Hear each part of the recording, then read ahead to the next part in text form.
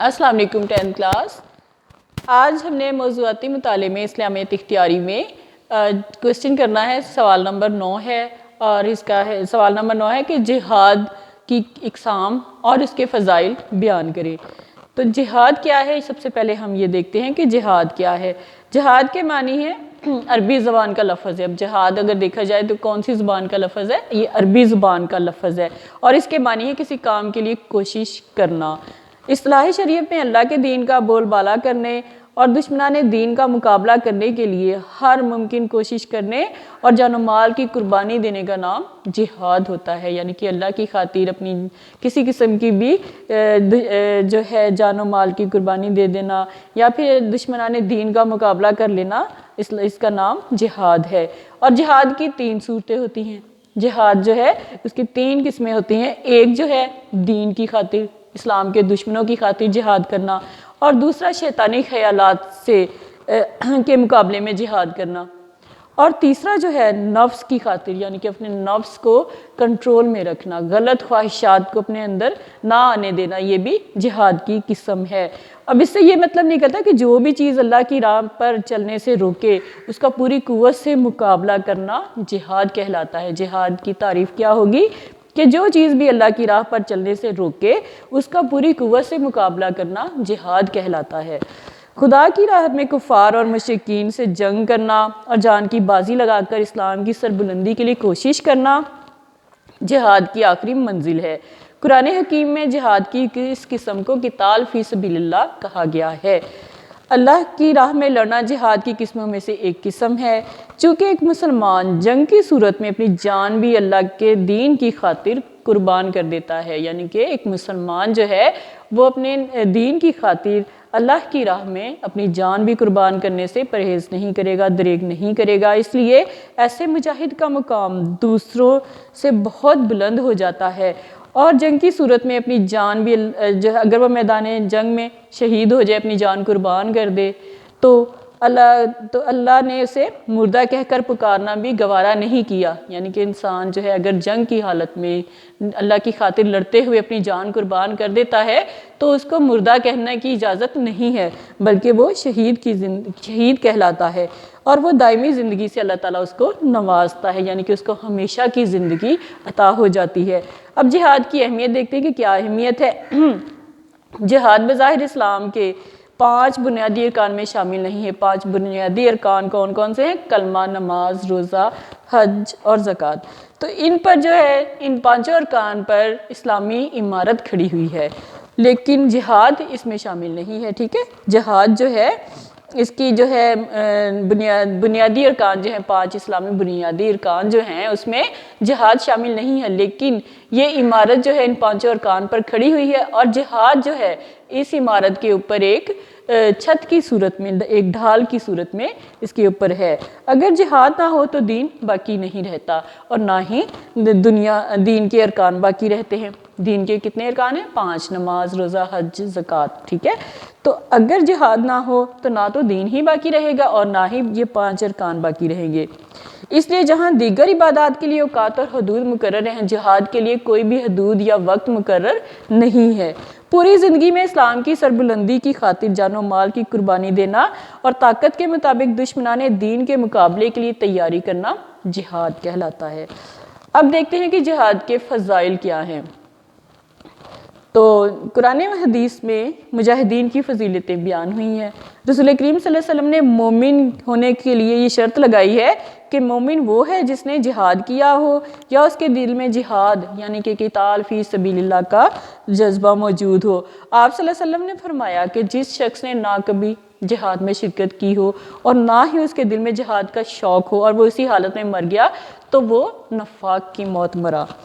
آپ صلی اللہ علیہ وسلم سے پوچھا گیا کہ سب سے افضل انسان کون ہے؟ اب یہ جو باتیں ہیں یہ کس میں آ رہی ہیں؟ جہاد کے فضائل میں آ رہی ہیں، ٹھیک ہے۔ تو آپ صلی اللہ علیہ وسلم سے پوچھا گیا کہ سب سے افضل انسان کون ہے؟ آپ صلی اللہ علیہ وسلم نے فرمایا وہ مومن جو اپنی جان اور مال سے جہاد کرتا ہے، یعنی کہ سب سے افضل ترین انسان وہ ہے جو اپنی جان اور مال دونوں سے ہی جہاد کرتا ہے۔ ایک اور مقام پر فرمایا گیا جہاد میں تمہاری شرکت اپنے اہل و عیال میں رہ کر 60 سال کی عبادت سے افضل ہے. یعنی کہ جو ہے جہاد میں تمہاری اگر شرکت تم کرتے ہو تو وہ عرصہ جو تم اپنے اہل و عیال اپنے خاندان والوں کے ساتھ اپنے گھر والوں کے ساتھ 60 سال کی زندگی بھی گزارو گے تو جہاد کا وہ تھوڑا سا عرصہ اس سے بہتر ہوگا. قرآن حکیم میں ہے کہ جو لوگ اللہ کی راہ میں جہاد کرتے ہوئے مارے گئے انہیں مردہ نہ کہو. یعنی کہ یہ اللہ تعالیٰ نے بھی کہا اور قرآن مجید میں بھی یہ فرمایا گیا کہ اللہ تعالیٰ کے احکامات قرآن مجید میں کی صورت میں ہمارے پاس موجود ہیں. تو قرآن مجید میں بھی یہی فرمایا گیا کہ اللہ کی راہ میں جہاد کرتے ہوئے جو مارے گئے انہیں مردہ مت کہو. وہ زندہ ہے مگر تم ان کی زندگی کا شعور نہیں رکھتے. یعنی کہ تمہیں اس بات کا علم ہی نہیں ہے کہ ان کی زندگی کیسی ہے, تمہیں سمجھ ہی نہیں ہے اس بات کی کہ جو اللہ کی راہ میں جنہوں نے اپنی جان قربان کی ہے ان کی کیسی زندگی ہے. انہیں تو دائمی زندگی عطا کی گئی ہے, وہ زندگی کا ہم تصور بھی نہیں کر سکتے. اب جو ہے ہم دیکھتے ہیں کہ جہاد کی قسمیں جو ہیں کتنی ہیں. جیسا کہ ہم نے دیکھا تھا کہ جہاد کی 3 اقسام ہیں. ٹھیک ہے, تو جہاد کی 3 اقسام ہیں. جہاد اب کون کون سی ہے؟ اب یہاں پہ دیا گیا کہ جہاد کی 2 قسمیں ہیں, جہاد بالنفس اور جہاد بالمال. ٹھیک ہے, تو یعنی اب دیکھتے ہیں کہ جہاد بالنفس کیا ہے. جہاد بالنفس جو ہے اب 2 قسمیں بتائیں نا جہاد کی, جہاد بالنفس اور جہاد بالمال. تو جہاد بالنفس سب سے پہلے جس کو دیکھتے ہیں کہ یہ کیا ہے. یعنی کہ جان سے جہاد کرنا. بالنفس کیا ہو گیا کہ جان سے جہاد کرنا. جان سے جہاد کرنے والوں کو 2 قسم کے حالات پیش آتے ہیں. ایک وقت ایسا ہوتا ہے جب انہیں راہ حق میں اپنی جان پر مختلف قسم کی تکالیف برداشت کرنی پڑتی ہیں اور وہ دشمنوں کے مقابلے میں کمزور ہوتے ہیں اور دشمن ان کو راہ حق سے ہٹانے کی خاطر طرح طرح کی آزمائشوں میں ڈالتے ہیں.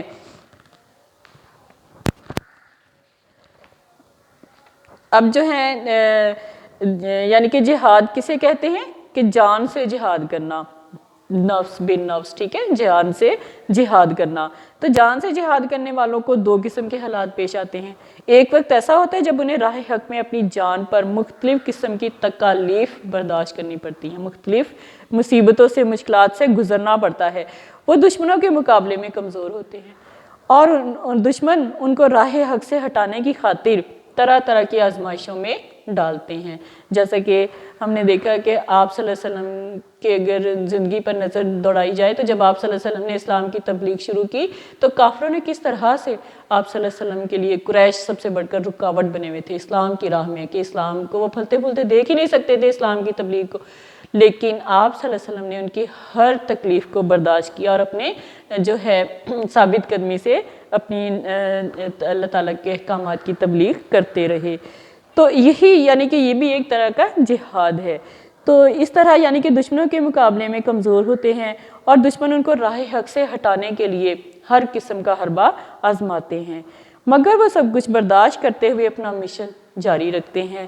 دنیا کی کوئی طاقت انہیں راہ حق سے نہیں ہٹا سکتی. اسوہ حسنہ ہمارے لیے بہترین مثال ہے.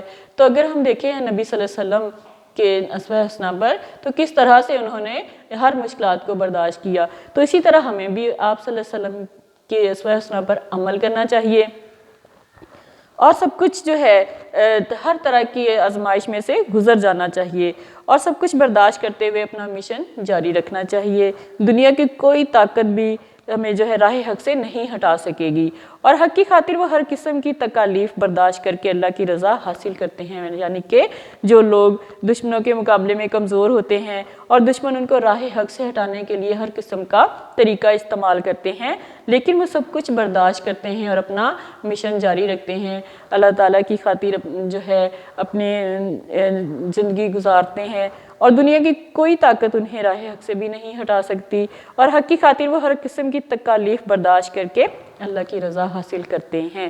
تو ایسے لوگ جو ہیں اللہ تعالیٰ کے پسندیدہ لوگوں میں شمار ہوتے ہیں. دوسری قسم کے حالات انہیں اس وقت پیش آتے ہیں کہ جب ان میں دشمن کا مقابلہ کرنے کی طاقت موجود ہوتی ہے. اب پہلی قسم کون سی تھی کہ دشمن کے ساتھ مقابلہ کرنے کی طاقت موجود نہیں تھی لیکن وہ اپنے مشن پر ڈٹے رہے. اب دوسری قسم کون سی ہے کہ ان کے اندر طاقت موجود ہے اور دشمن انہیں صفحہ ہستی سے مٹانے کی کوشش کرتے ہوئے میدان جنگ کے سوا کوئی اور صورت باقی نہیں چھوڑتا۔ اب دشمن اس طرح کے حالات پیدا کر دیتا ہے کہ جہاد کے علاوہ، میدان جنگ میں جا کر مقابلہ کرنے کے علاوہ اور کوئی چارہ ہی نہیں رہتا۔ ایسی صورت میں انہیں جان کی بازی لگا کر اللہ کے دین اور اپنی حفاظت کرنا ضروری ہو جاتا ہے۔ جب اس طرح کے حالات ہو جائیں گے، دشمن جو ہے وہ ایسے حالات پیدا کر دے کہ میدان جنگ میں جا کر ان سے لڑنا ضروری ہو جائے، تو ایسی صورت میں جو انسان جان کی بازی لگا کر اللہ کے دین کی اور اپنی حفاظت کرنا جو ہے اس کے لیے ضروری ہو جاتا ہے، تو ایسے ہی حالات میں جنگ کی اجازت ہوتی ہے۔ یعنی کہ جب اس طرح کے حالات پیدا ہو جائیں کہ دشمن کا مقابلہ کرنے کی طاقت موجود ہو اور دشمن اس قدر مجبور کر دے کہ سوائے جنگ کی اور کوئی صورت باقی ہی نہ رہے، تو ایسی صورت میں جنگ کی اجازت ہوتی ہے۔ اور ایسے ہی حالات میں سرحدوں پر ایک رات گزارنا ہزاروں نمازوں اور روزوں سے افضل ہوتا ہے۔ یعنی کہ ملک کا جو بارڈر ہوتا ہے، جو سرحد ہوتی ہے، وہ ملک کی حفاظت کے لیے اگر وہاں پر ایک رات گزاریں گے تو وہ رات جو ہے وہ ہزاروں نمازوں اور روزوں سے افضل ترین عبادت میں شمار ہوگی۔ اور حق کی حمایت میں تلوار اٹھانا، حق سچائی کی خاطر تلوار اٹھانا اور مخالفین کو طاقت کے ذریعے ان کے عزائم سے روکنا ضروری ہوتا ہے۔ اب دوسری قسم ہے جہاد بالمال، اور جہاد بالنفس کے بعد جہاد بالمال کا درجہ ہے، یعنی کہ سب سے پہلا درجہ کس کا ہے؟ جہاد بالنفس کا، اس کے بعد ہے جہاد بالمال۔ اب جہاد بالمال کس طرح سے ہوتا ہے کہ جہاد بالنفس کے بعد جہاد بالمال کا درجہ دوسرا ہے۔ دنیا کا کوئی کام پیسے کے بغیر نہیں ہوتا، مال یعنی کہ سرمایہ، دولت، روپیہ، پیسہ، ٹھیک ہے؟ تو دنیا کا کوئی بھی کام ایسا نہیں ہے جو کہ ہم پیسے کے بغیر کر سکیں، مال کے بغیر کر سکیں۔ اسلام جس کا مشن تمام کائنات میں اللہ کا نام بلند کرنا اور امن قائم کرنا ہے، یعنی کہ اسلام کا جو ہے مشن کیا ہے کہ ساری دنیا میں اللہ تعالیٰ کے نام کو بلند کرنا ہے، اللہ تعالیٰ کے احکامات کو ہر پوری دنیا میں بلند کرنا ہے، اور اس کے ساتھ ساتھ امن بھی قائم کرنا ہے، تو قتل و غارت کو بھی ختم کرنا ہے، ٹھیک ہے؟ تو امن قائم کرنا اور اللہ کا نام بلند کرنا جو ہے اسلام کا مشن ہے۔ جانی اور مالی قربانی کے بغیر کیسے چل سکتا ہے؟ ٹھیک ہے، جانی اور مالی قربانی کے بغیر یہ کام نہیں ہو سکتا۔ صحابہ اکرام رضی اللہ عنہ نے جہاں جہاد بالنفس کے سلسلے میں بے مثال روایات قائم کی ہیں، وہاں جہاد بالمال کا بھی حق ادا کیا ہے۔ اللہ کے دین کی خاطر گھر بار چھوڑنا اور جنگ کی تیاری کے وقت گھر کا تمام مال، نصف مال یا خاصا حصہ اللہ کی راہ میں پیش کر دینا حضور صلی اللہ علیہ وسلم کے صحابہ اور اہل بیت کے حصے میں آیا۔ یعنی کہ جب جنگ کا وقت تھا تو صحابہ اکرام نے اپنے گھر کا تمام مال بھی دیا، آدھا مال بھی دیا، یا پھر کافی سارا حصہ جو تھا وہ اللہ کی راہ میں پیش کر دیا۔ تو حضور صلی اللہ علیہ وسلم کے صحابہ اور اہل بیت کے حصے میں یہ شرف حاصل ہے۔ تو یہ بیٹا آج کا ہمارا سوال تھا کہ جہاد جو ہے اس کی اقسام کتنی ہیں، ٹھیک ہے؟ اس کی 2 اقسام ہیں، اور جو ہے صورتیں 3 ہیں جہاد کی، کہ کن صورتوں میں جہاد کیا جاتا ہے، ٹھیک ہے؟ یہاں میں نے آپ کو شروع میں یہ بھی بتایا تھا نا کہ کتنی صورتیں ہیں، 3 صورتیں ہیں، یعنی کہ کن حالتوں میں جہاد جو ہے وہ اس کی اجازت ہے، کن حالتوں میں جہاد کا حکم دیا گیا ہے، وہ 3 ہیں۔ لیکن جہاد کی اقسام کتنی ہیں؟ 2، جہاد بالنفس اور جہاد بالمال۔ تو ان دونوں کے بارے میں نے آپ کو ایکسپلین کر دیا بیٹا۔ اب میں اس کی MCQs آپ کو کرواتی ہوں، آپ نوٹ کر لیجئے گا۔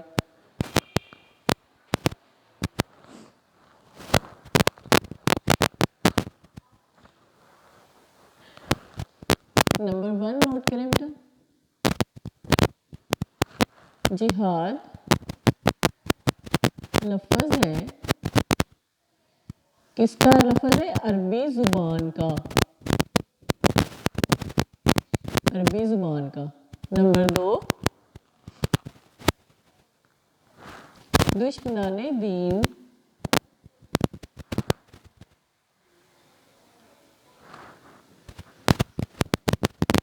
کا مقابلہ کرنے کے لیے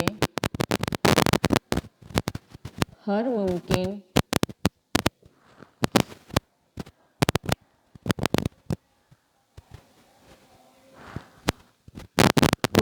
کرنا کہلاتا ہے، کیا کہلاتا ہے؟ جہاد۔ نمبر 3، جہاد کی صورتیں ہیں، میں نے دو دفعہ بتایا تھا نا، ایک تو تھا جہاد کی صورتیں، دوسری دفعہ تھا جہاد کی اقسام۔ تو جہاد کی صورتیں ہیں یعنی کہ کن حالت میں جہاد کی اجازت ہے، ٹھیک ہے؟ تو جہاد کی صورتیں ہیں 3۔ نمبر 4، اگر جہاد نہ ہو تو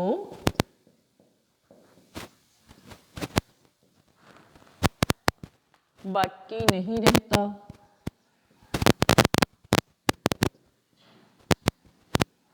کیا باقی نہیں رہتا؟ دین۔ اگر جہاد نہ ہو تو دین باقی نہیں رہتا۔ جہاد میں تمہاری شرکت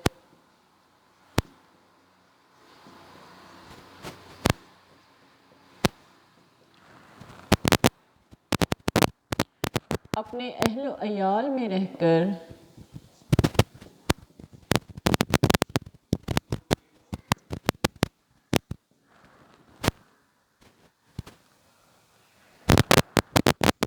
عبادت سے بہتر ہے۔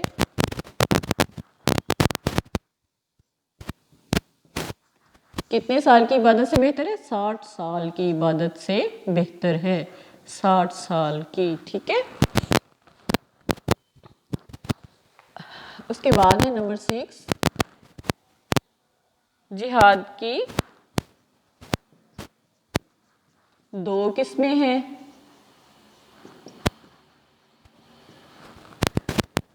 جہاد بالنفس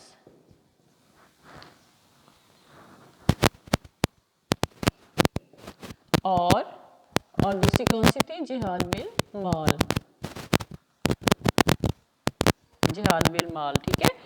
تو یہ بھی MCQs ہیں، ان کو آپ نے نوٹ کرنا ہے اور اسی ٹاپک میں سے آپ نے خود سے 5 MCQs خود بنانے ہیں، انہیں کو آپ شارٹ کوسچن کے طور پہ بھی یاد کر سکتے ہیں، ٹھیک ہے؟ تو یہ اس کے شارٹ کوسچن کے طور پہ بھی آپ اس کو کر سکتے ہیں۔ اگر اس کو کمپلیٹ یعنی کہ آپ یہ MCQs وغیرہ اس کو زیادہ سے زیادہ MCQs بنا کے یاد کریں گے تو یہ پورا ٹاپک آپ کو لانگ کوسچن کے طور پہ بھی آپ کا تیار ہو جائے گا۔